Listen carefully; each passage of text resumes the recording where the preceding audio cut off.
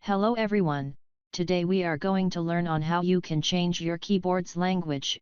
As we are know, the keyboard has two types of language, the French one, and the English one, so if you want to change it, watch till the end. So first let's see how the English one appears. So as you can see, the English one starts with QWERTY, and the French one is AZERTY.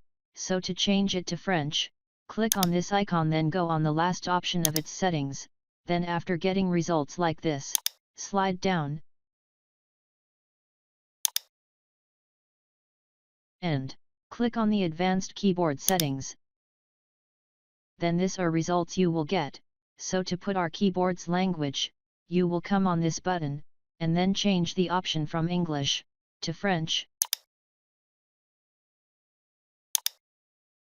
Now let's try our settings out. As you can see, E directly shifted to AZERT.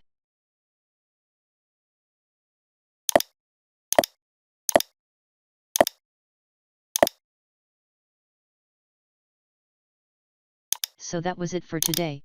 Thanks for watching, and if you are new, make sure you subscribe.